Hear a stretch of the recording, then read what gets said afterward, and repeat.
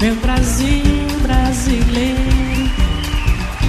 meu mulato prisioneiro, vou cantar-te nos meus versos. O Brasil, samba que dá bamboleio que faz gingar. O Brasil do meu amor, terra de nosso Senhor. Brasil, pra mim, pra mim, pra mim.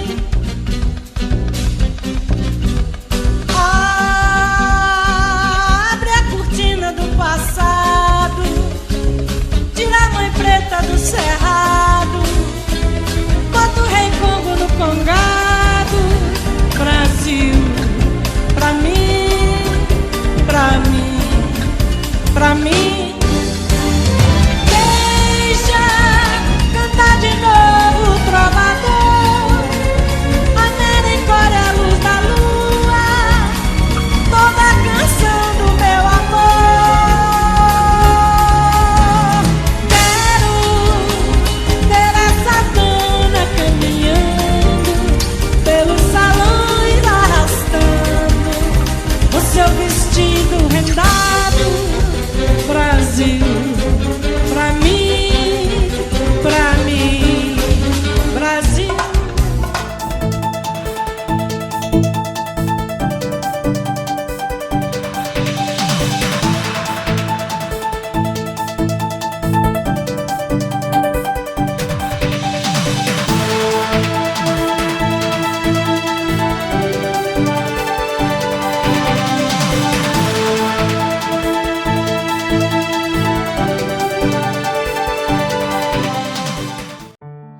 Bom dia, alunos, professores, né?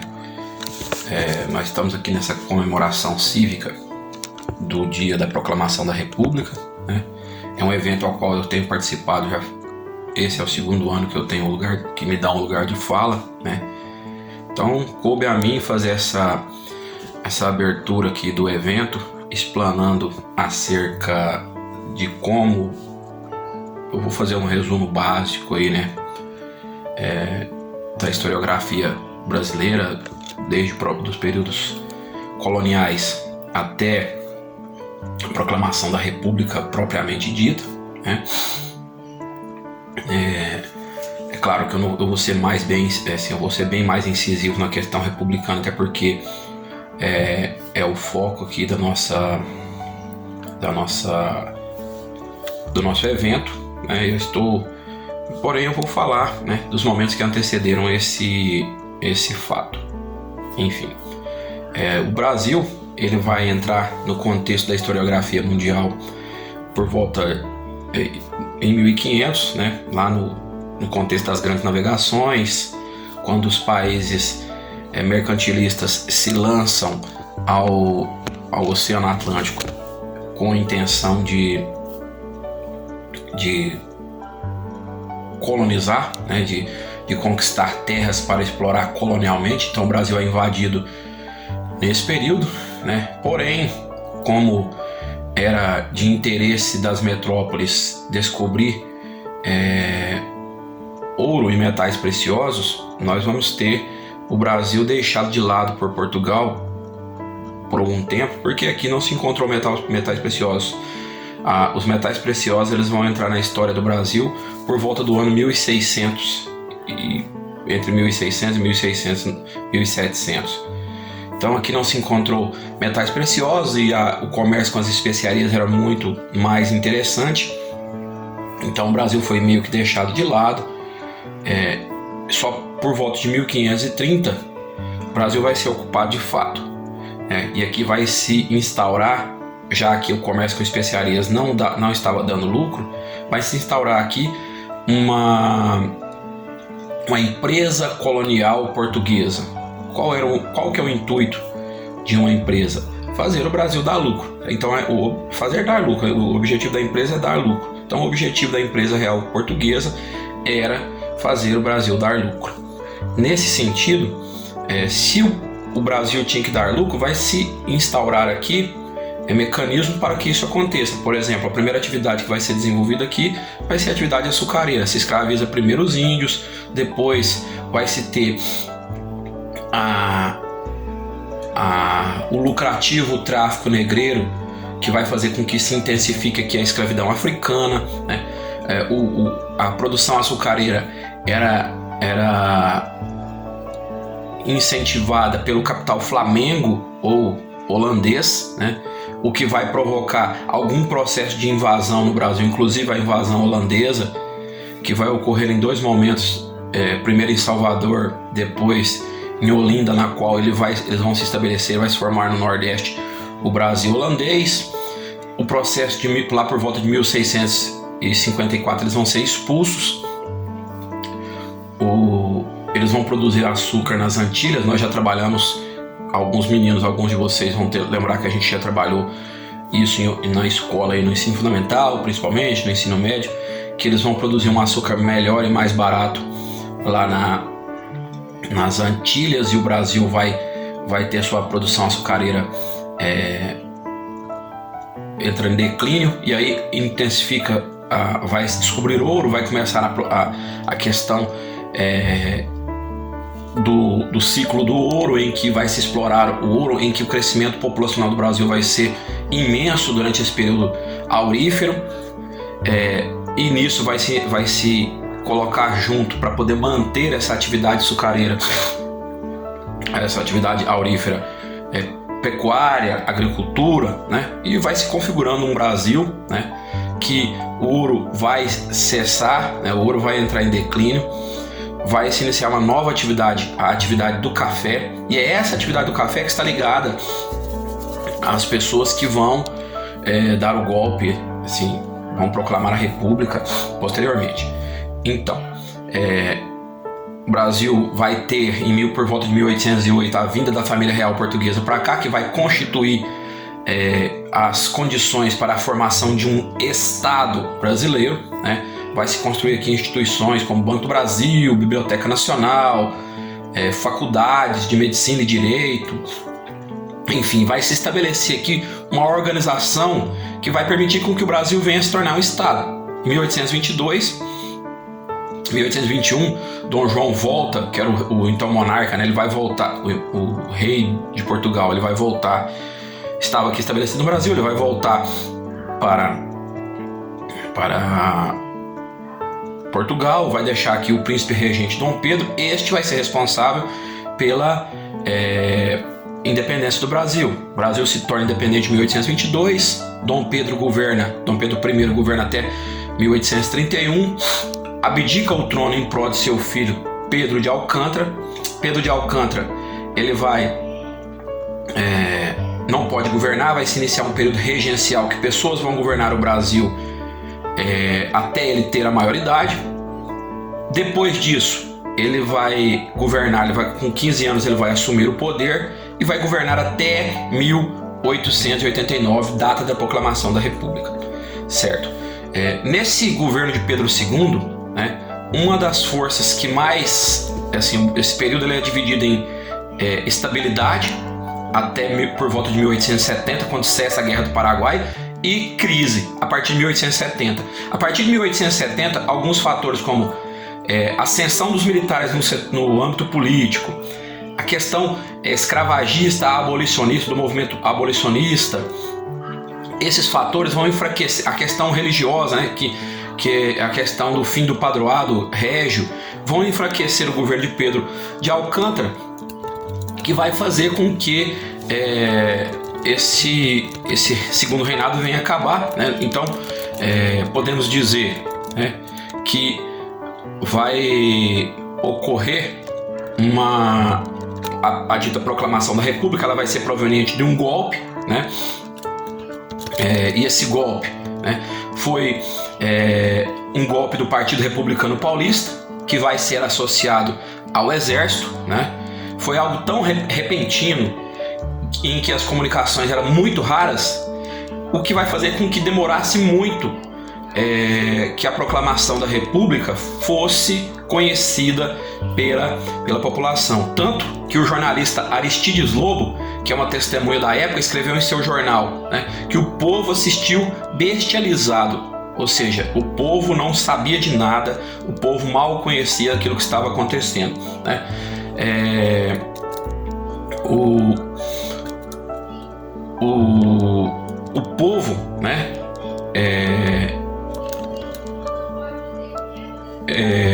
estava na rua, né? Mas assim, eles não estavam sabendo o que estava acontecendo, né? Os republicanos, né, tinham receio de uma comoção popular, né, em que o povo pedisse a volta de Dom Pedro. Eles vão expulsar Dom Pedro II do Brasil, né? E pediram para que Dom Pedro saísse de madrugada do Brasil com sua família, e essa república ela vai demorar a criar raízes no imaginário da população, né? Tanto que vou dar um exemplo para vocês aqui, né?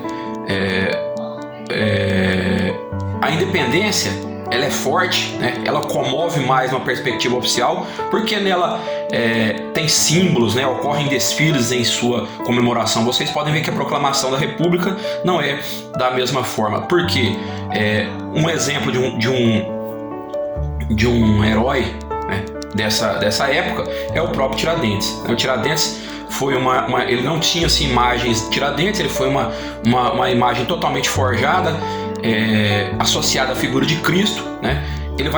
A República vai construir esse herói religioso e não civil, né? E essa proclamação da República ela vai continuar sendo sempre ofuscada por outras datas cívicas. Por quê? Primeiro, na visão da historiadora Lilian Schwartz, porque primeiro foi um golpe, e depois porque houve uma batalha muito simbólica, né? Uma batalha simbólica muito forte, porque as representações simbólicas da monarquia eram mais fortes que a própria manifestação da República, né? Então, depois disso nós vamos ter uma urbanização, uma industrialização, uma consolidação do Sudeste, né? E hoje, no presente, a gente tem que entender que a proclamação da República, né, e a falta de valores republicanos que nós temos não é da própria República. A culpa é nossa, porque nós já tivemos mais do que tempo, desde o dia 15 de novembro de 1889 até hoje, para revermos conceitos como democracia, como conceitos de república, mas esses conceitos estão na boca, mas isso é só da boca para fora, eles não estão intrínsecos em nós, né? E a responsabilidade disso é de todos, né? Porque nós continuamos a falhar, pois a corrupção é um grande inimigo da República, né? E ela também é fruto da própria erosão dos valores republicanos. Não temos os ideais de igualdade, porque nós acabamos com a escravidão, mas não foi dado a todos o princípio de igualdade, né? Todos não temos os mesmos direitos. Há uma cisão muito grande entre ricos e pobres, né? A máquina pública é utilizada para atender aos interesses privados e não aos interesses públicos. E isso faz a gente questionar que a coisa pública, a res pública, ela não é de todos, né? Ela é apenas de alguns. Enfim, a proclamação da República foi uma data bastante significativa no que tange uma mudança, uma cisão do fim do movimento monárquico para do período monárquico para o período agora republicano. Porém, ela precisa ser revista em nós cotidianamente, porque o cuidado com a coisa pública, a res pública, os valores republicanos ainda não existem em nós desde aquela época. E com esse cenário de bipolaridade, de cisão, de ódio político ao qual estamos vivendo nos dias de hoje, dificilmente teremos presentes em nosso seio, em nosso tecido social, né, valores tão etimológicos quanto esses ligados à questão da República. É isso aí, galera. Obrigado a todos. Foi um grande prazer estar aqui com vocês, compartilhando desse grande evento promovido aí pelo Colégio Machado de Assis. Gostaria de agradecer a figura da professora Lázara, da professora Carmen, do Marcos, enfim, de todos da direção, né, por nos dar a oportunidade de estar falando aqui nesse dia tão importante. Um abraço a todos. Olá, eu sou a professora Daniele e hoje eu vou estar conversando com vocês um pouquinho sobre símbolos nacionais. Bom, de uma forma geral, os símbolos nacionais eles vão representar a união do país e identificam também uma nação. Assim como todos os países possuem um símbolo como forma de representação de respeito diante de outras nações, os símbolos nacionais eles vão além disso. Eles possuem valores históricos e servem para serem utilizados em eventos e documentos oficiais. Mas o que seriam esses símbolos nacionais brasileiros? Esses símbolos nacionais brasileiros, nós temos a bandeira brasileira, o selo nacional e o hino nacional. Bom, vamos começar primeiro com a bandeira do Brasil. A bandeira do Brasil, sem dúvida, é um símbolo nacional presente aí em todas as celebrações, né? E geralmente ela é hasteada no Palácio do Planalto, no Palácio da Alvorada, que é residência oficial do presidente da República, e em prédios públicos. Bom, ela é cercada de honras e ela traz algumas curiosidades. Ela deve permanecer hasteada durante a noite e deve estar aí devidamente iluminada. Quando várias bandeiras são hasteadas simultaneamente, ela é a primeira a atingir o topo e a última a descer. Em funerais, por exemplo, ela deve ficar a meio mastro, mas antes ela deve subir até o topo do mastro. É considerado bastante desrespeitoso uma bandeira sendo representada em mau estado de conservação. A bandeira nacional, ela foi instituída no dia 19 de novembro de 1889, somente 4 dias depois da proclamação da República. Bom, ela é o resultado de uma adaptação da tradicional bandeira, né, do Império Brasileiro, onde o escudo imperial português dentro do losango amarelo foi substituído por um círculo azul com estrelas na cor branca. A esfera azul de nossa bandeira, ela representa nosso céu estrelado, ao centro com a frase Ordem e Progresso. São 27 estrelas, representando os 26 estados e o nosso Distrito Federal. O losango amarelo ao centro representa o ouro. O retângulo verde representa as nossas matas e florestas. Sempre que surgir, por exemplo, um novo estado, deve-se acrescentar uma estrela no círculo azul.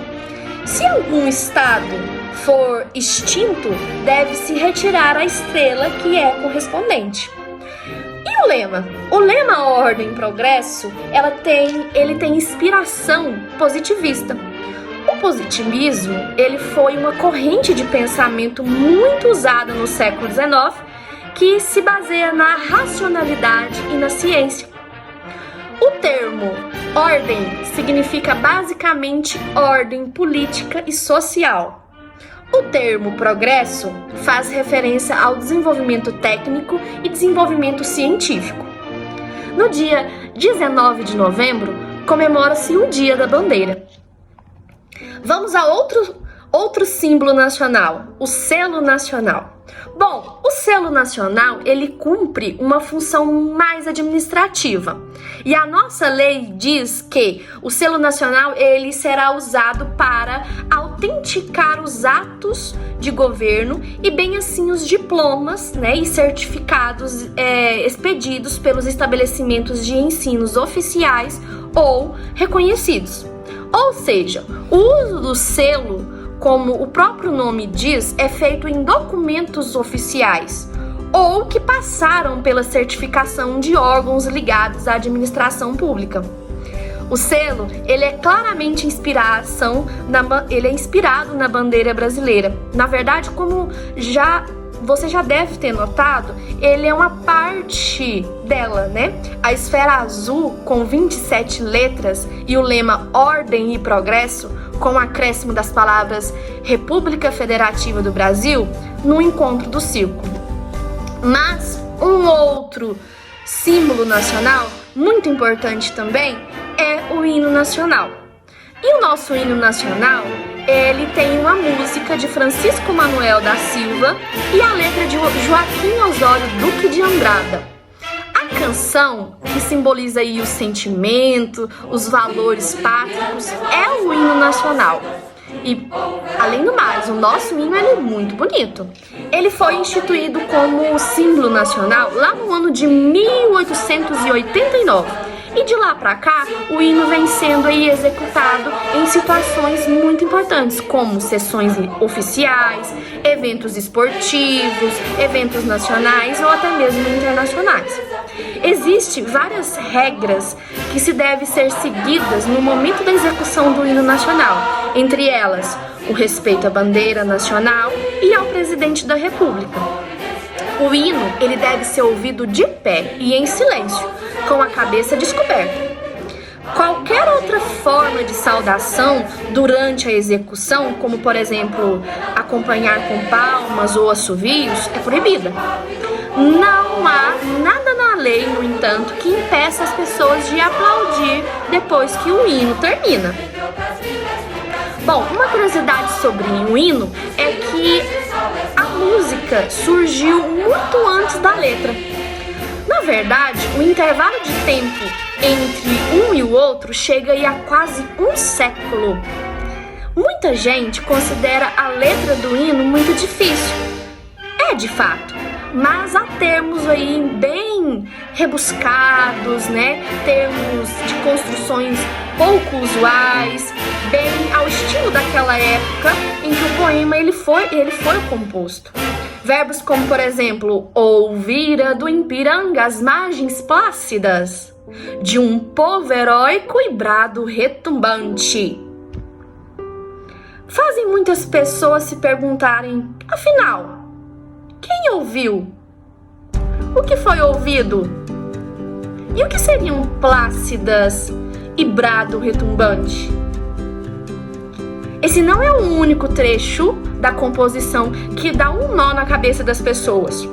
Como todo poema, é preciso lê-lo com bastante atenção e darmos um pouquinho mais de atenção para a letra. E quando a gente fazer isso, a gente vai ver que não é tão difícil assim, né? Não é tão enigmático assim o nosso hino. A propósito, quem ouviu o brado retumbante ou o grito que ecoa? Foram as margens plácidas, ou seja, tranquilas, do Riacho do Piranga em São Paulo.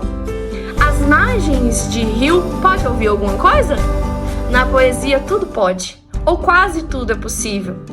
Bom, essa poesia do hino, ela trata-se de uma figura de linguagem chamada prosopopeia, ou personificação. E o autor do grito foi o povo heróico, no caso, o povo brasileiro. Olá, tudo bem com vocês? Estou aqui para falar um pouco do hino nacional brasileiro. Bom, primeiramente a gente tem que entender um pouco, né, de quando tudo começou. Foi a partir da independência do Brasil que surgiram então, né, as primeiras tentativas de elaborar um hino nacional para o país. Com certeza você já cantou o hino nacional em algum evento, ou já assistiu, ou já participou de algo parecido. Está presente em nossas vidas, na escola, na Fórmula 1, Olimpíadas, Copa do Mundo e assim por diante. Tudo começou, de fato, a partir de 1889 com a proclamação da República. E de lá para cá surgiram várias tentativas e foi um cara chamado Joaquim Osório de Estrada que foi o escolhido como o hino oficial de nosso país. De lá para cá ele é sancionado como oficial, está presente em nosso dia a dia e ele possui 251 palavras, é o quarto mais extenso do planeta e foi feito numa época do parnasianismo, um movimento cultural da época que pregava a linguagem culta. Por isso que temos algumas palavras tão difíceis de ser, né, traduzidas, assim, né, entendidas, vamos dizer assim. Então esse movimento, né, coloca no texto do hino nacional palavras relativamente difíceis de serem entendidas para pessoas que não têm um conhecimento tão culto quanto o da época. Então é isso que eu tenho para dizer para vocês. Muito obrigado.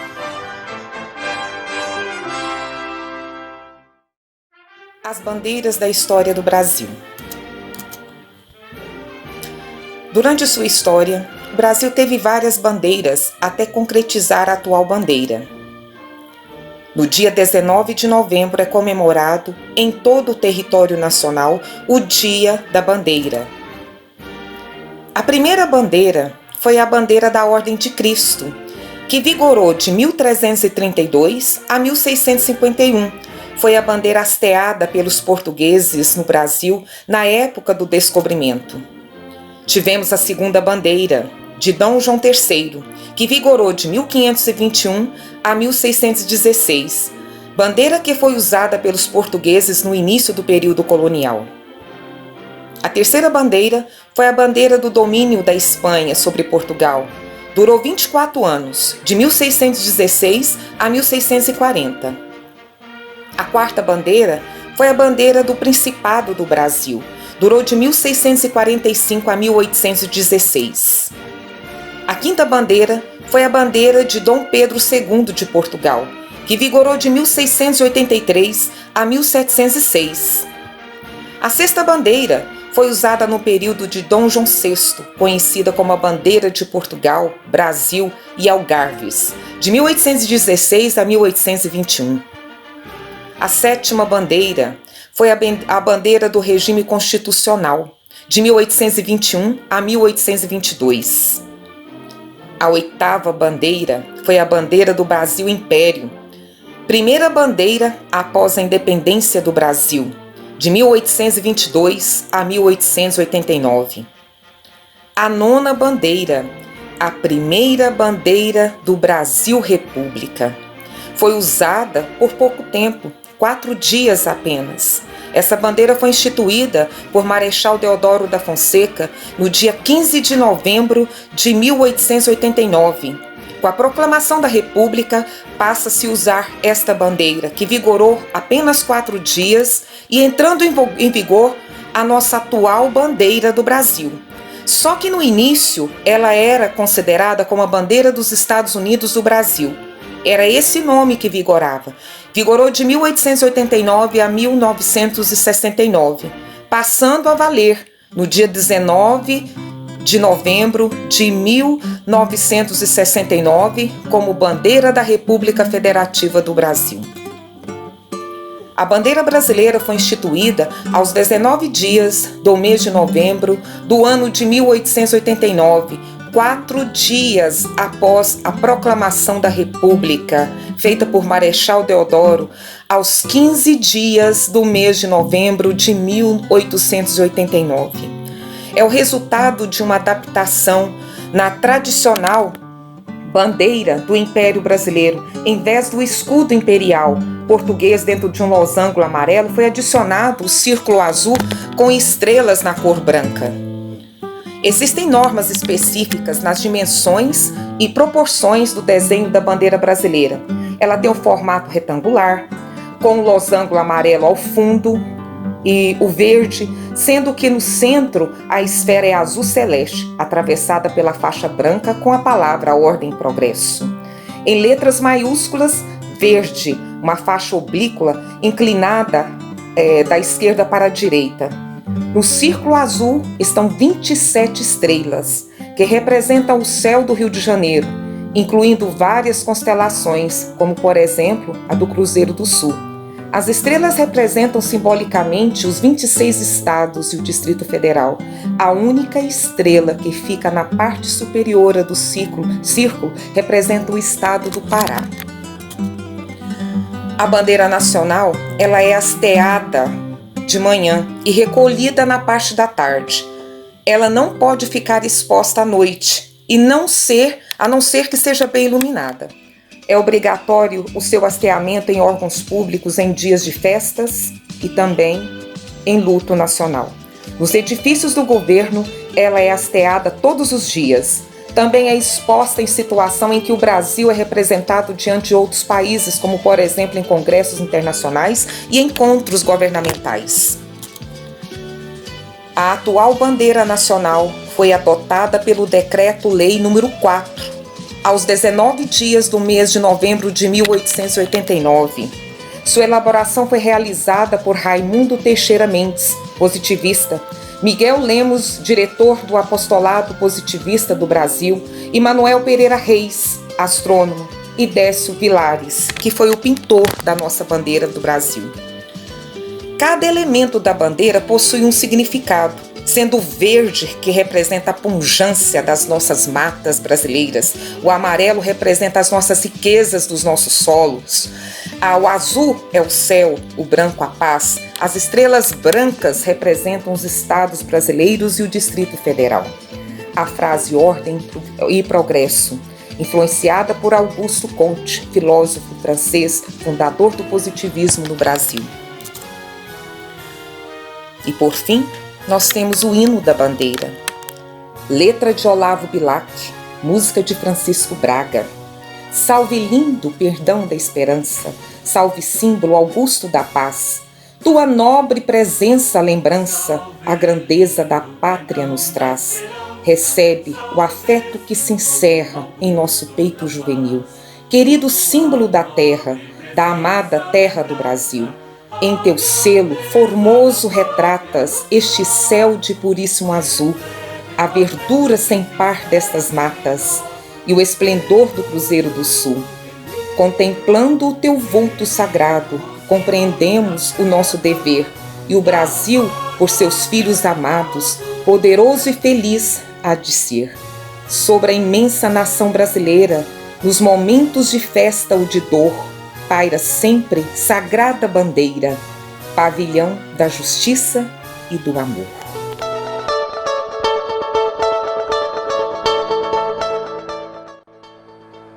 Olá, meu nome é Maria Júlia, sou professora na disciplina de Geografia e estou aqui hoje para falar um pouco sobre o nosso país, o nosso Brasil, né? Que podemos iniciar falando que nosso país praticamente é um subcontinente da América do Sul, né, pela sua extensão, pelo seu tamanho, banhado pelo Oceano Atlântico. Nós temos ali vários países que fazem divisas, fronteiras como nós, exceto Equador e Chile, né? Podemos falar mais um pouco sobre esse lindo país. É o quinto maior país, né, com relação à extensão, é o sexto com relação à densidade demográfica, era o quinto, se não me engano, até o ano passado, caímos para a sexta colocação. Também podemos falar que somos hoje mais de 200 milhões de habitantes, né?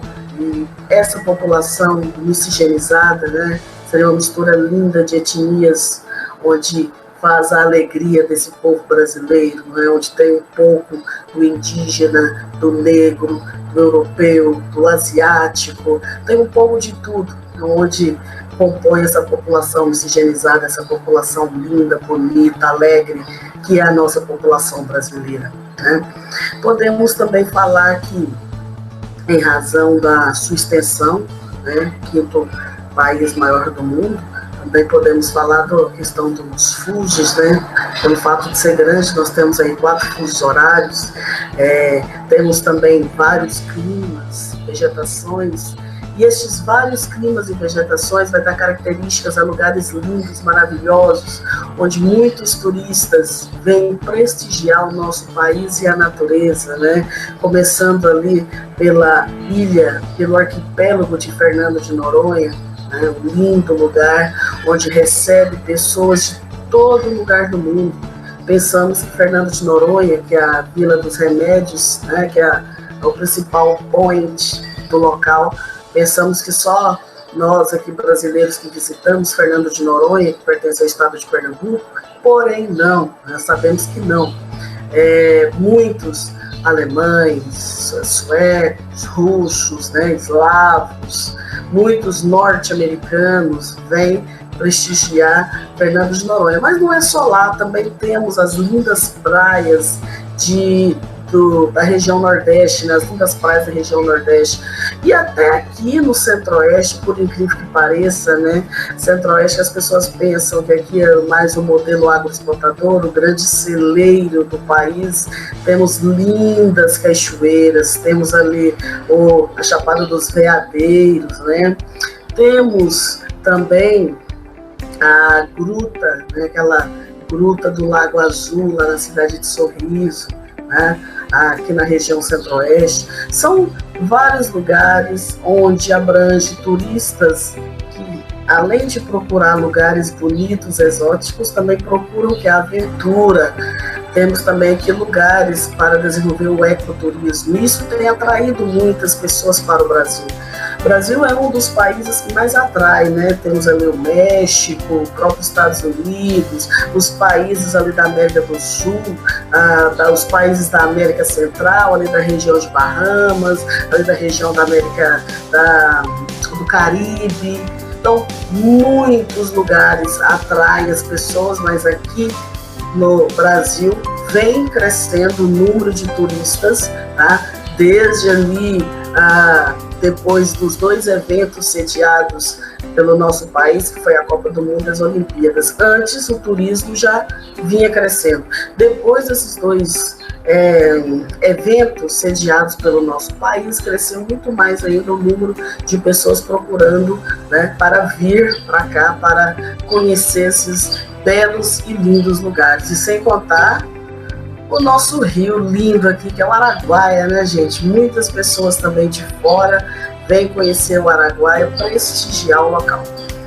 Também podemos falar que, devido a esta formação, né, essa vegetação, nós temos vários biomas lindos também que merecem destaque, mas que também chamam a atenção, né? Também não é só... Não vamos falar só de coisas bonitas, né? Também, infelizmente, acontecem as queimadas de formas naturais, sabemos que acontece todos os anos. Aqui no nosso país nós temos uma variedade de clima, como eu havia falado para vocês agora há pouco, e esta variedade de clima faz com que há alguns climas onde as temperaturas são um pouco elevadas, e essas temperaturas pouco elevadas vão fazer com que, de forma natural, a própria natureza mesmo vai provocar esses fogos, né? Então, infelizmente, alguns biomas queimam todos os anos mesmo, até porque também nós temos um longo período de estiagem, né? Esse longo período de estiagem também favorece as queimadas e, infelizmente, né, nós temos então esse fator, né, esse fator ruim com relação a alguns biomas. Aqui no Brasil, com relação à economia, nós temos um aumento também ali do modelo agroexportador, né? Temos o agronegócio ele vem crescendo de forma significativa, mesmo o nosso país sendo um país emergente. Mesmo nós temos esta classificação, o Brasil é um grande produtor agrícola, o Brasil é um grande produtor, sabemos disso. E, ao mesmo tempo que ele é um grande produtor agrícola, ele também é um país industrializado, né? Por mais que as revoluções industriais tenham iniciado fora daqui, né? Iniciaram ali na Europa, depois expandiu aqui para a América do Norte e até chegar aqui no nosso país, mesmo, né, tendo um teor um pouco de atraso, nós temos um diversificado parque industrial. E vamos falar a verdade, é lógico que vai ter diferença, sim, de desenvolvimentos, de economias entre os países.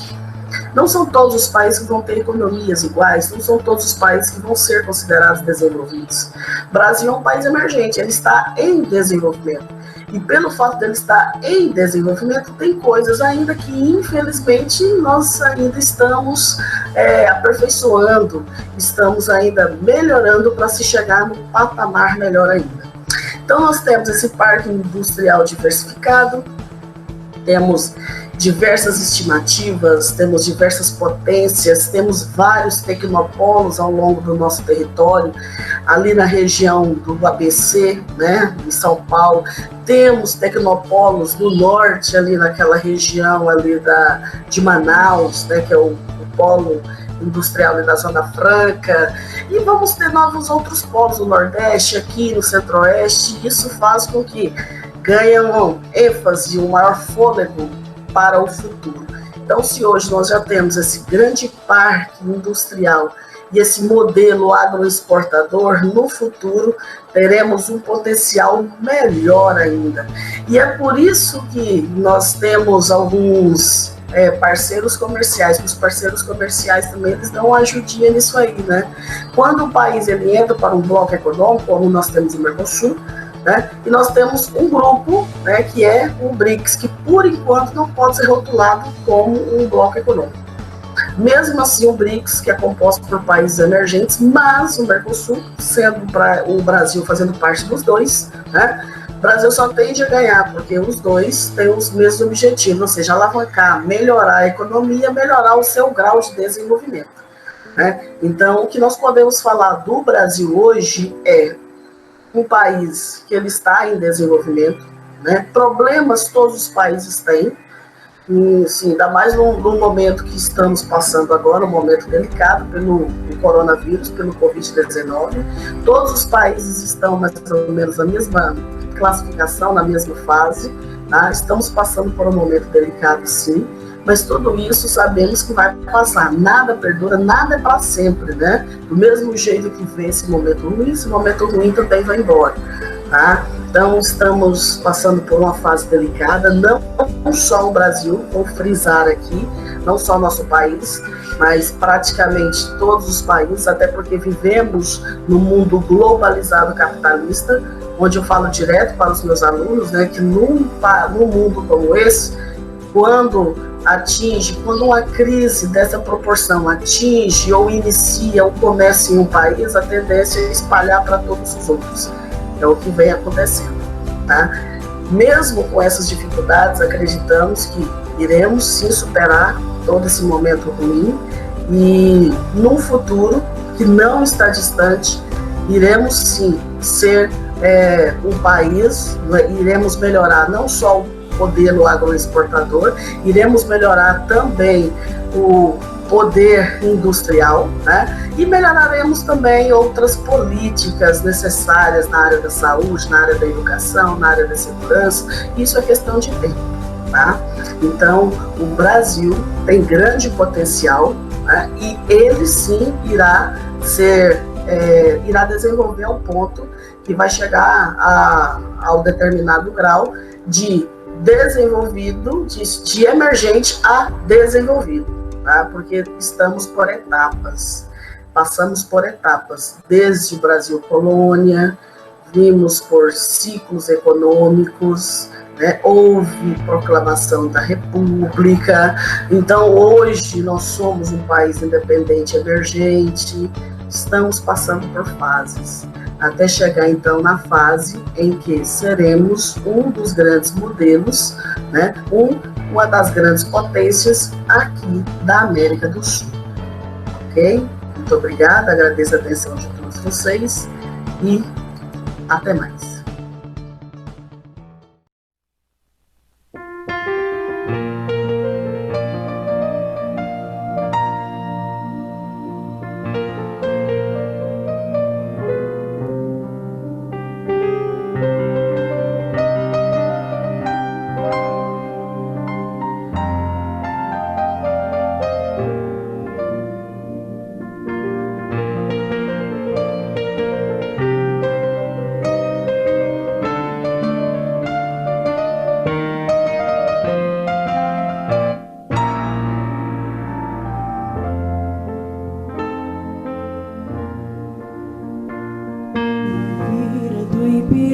As margens plácidas de um povo heróico brado retumbante, e o sol da liberdade em raios fúlgidos brilhou no céu da pátria nesse instante.